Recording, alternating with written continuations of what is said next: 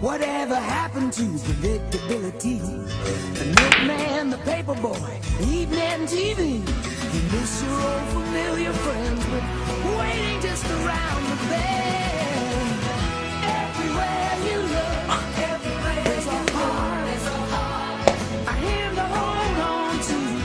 Everywhere you look, everywhere there's a list of somebody.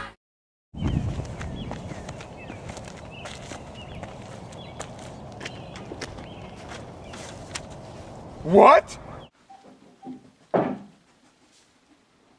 Can you come over? It's important.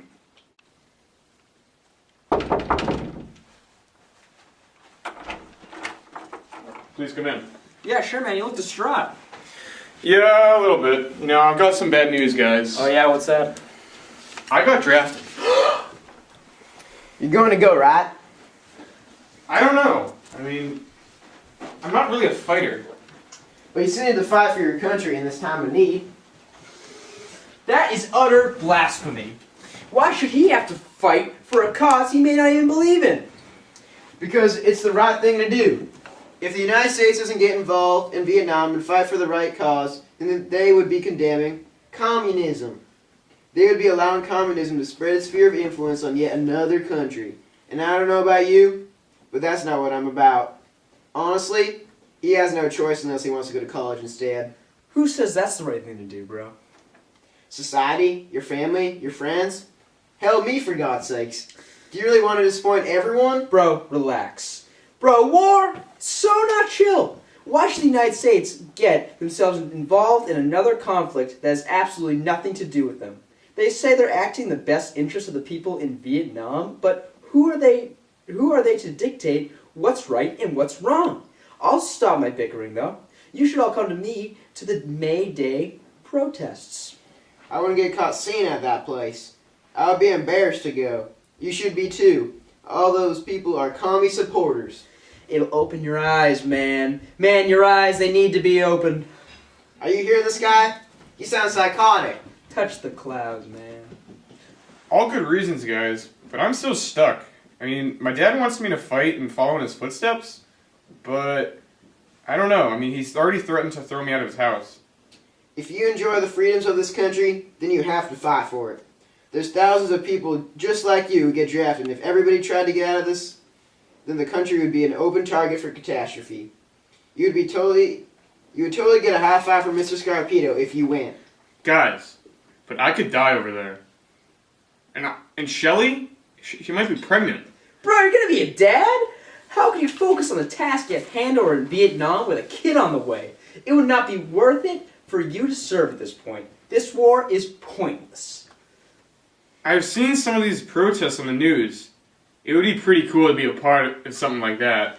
Road trip, bro! So chill! So chill. You sure you want to do this, man? Dude, I'll follow you to the ends of the earth. I'm saying, bro. Yeah, bro. Woo!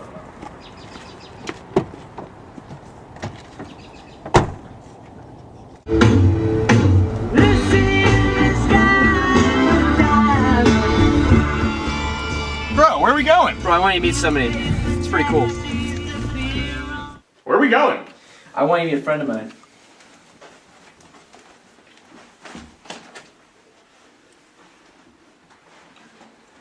Come on, bro.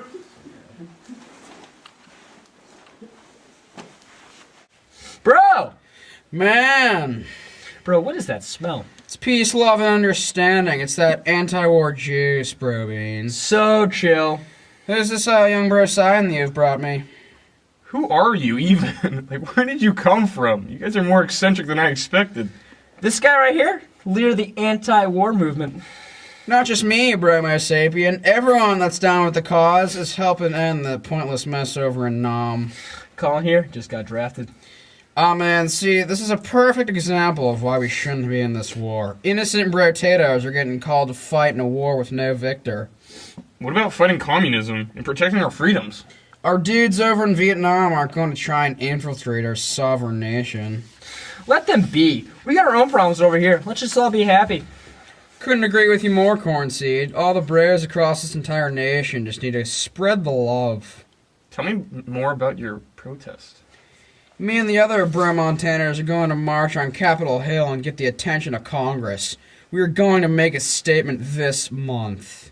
Are you at all worried about the mass arrests by the government that they've performed the past couple of weeks? Not at all, Professor. The government arresting us is pure violation of our basic rights, and the public will have our back. Are you sure? You need to talk with my friend Jerry. He's been there alongside me through a lot of these protests. Jerry, what's up, man? Hey, fellas. Hey, Jerry. The more visual and surreal stunts we can cook up, the easier it would be to get on the news. And the more weird and whimsical and provocative the theater, the better it would play. I like the way this brochacho thinks. That's why we created the Yippies together. Yep. We have all sorts of different peace protests across this great nation, promoting the peace. I feel as if some of these protests are creating violence rather than protest this violence in Vietnam. Some of these gatherings must have gotten pretty out of hand. Is that true? Nah, man, it's the man that's making these protests violent. I remember that time in '67 when we led that march on the Pentagon. We were being as peaceful as peanut butter cups, but those army men stopped us. I swear if I had a little more time, I could have levitated the whole Pentagon. The man? Do elaborate. And what do you mean by levitate? You know, the man, the big guy on campus, the guy who's bringing us down. The government, man. And bro, I got psychic powers, man. The man is that dope Richard Nixon. The bottom line is the kids across this nation need to lay off the needles because the only dope worth shooting is Richard Nixon. So what's the plan for tomorrow? You and Flatfeet should meet us at the Hill at 11 o'clock tomorrow with your signs and ready to protest. Do you think this will work? Our other protests have raised awareness. Our protests at the New York Stock Exchange in '67 generated a lot of buzz about the Yippies. You created pure chaos. Maybe we did, but it was a positive chaos to most. Wait until you see all these human beings come together for one common goal. Alright, I'll see you tomorrow. Alright, hands in everybody. 1, 2, 3, peace! Peace.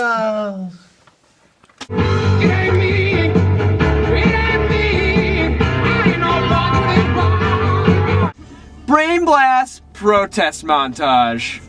War. Bring the troops home. No war. Bring the troops home. No war. No war! Bring the troops home! No war! Bring the troops home! No war! Bring the troops home! No war! Bring the troops home! No war! Bring the troops home! No war! Bring the troops home! Bring the troops home! No war! Bring the troops home! No war! Bring the troops home. No war. So we ready to go, bros? Let's do it. Let's go, man. Sweet. Let's hit the road. Yeah, and we're off. So, Abby, tell us some more about the New York Stock Exchange. Well, in the August of '67, I led a group of activists into the New York Stock Exchange. We were protesting Nam and some other crimes that the man did to us. We tricked those petty thieves into a wild goose chase for some green. Those guys are a bunch of pathetic hogs. I know, man. Can't trust any of those dudes. Wow, man, that was pretty brave. What other protests you guys do? Ha! We once ran a pig named Pegasus as our candidate for the Democratic National Convention. That got a bunch of news attention. Eventually the pigs got Pegasus, may he rest in peace, but then the crap really hit the fan. The police force did not necessarily agree with our views. The streets turned to complete chaos. Police were beating the hell out of us for expressing our basic constitutional rights. That's crazy, man. I heard there was over 100,000 young protesters that piled into Chicago. Totally, bro. It was enormous. They denied us a permit, but us yippies still came and showed those buffoons. Although all pretty similar. The most intense riot, known as the Battle of Michigan Avenue. God, those law brutes came at us with their sticks and stuff and beat us peaceful rioters and innocent civs. Soon enough, through tear gas was being thrown at us, so we had to respond with some potent stink bombs. I remember hearing about those protests. Are you one of those Chicago 8 guys? That's me. Well, there were 8 of us that were prosecuted for inciting those crazy riots and something about breaking the then new 1968 Civil Rights Act. We were being chained up, man. It said something about how we can't travel across state borders to start a protest. Damn government. We were tight, us 8, but that damn Bobby Seale spoke out against us to the court and got his trial severed. Kid's got no heart to stand up against what he's been fighting for. We got screwed with a $5,000 fine and 5 years in prison. Bro, you're such a menace. You fight for the cause better than anyone else. Yeah, Abster, what he said. Do you remember when you and me started this all in your loft in '67? We decided to hold that festival of life, man. Me and you, we've been through it all. You're the yin to my yang, Abelow. Thanks, boys. Well, let's go and continue to fight for what we believe in and protest the damn atrocities occurring in Vietnam. Hell no, we won't go. Hell no, we won't go. No war, bring on the troops. No war, bring on the troops. All right, boys, we're in D.C. Let's go protest the hell out of these guys. Let's go protest them. Hell, I hate you.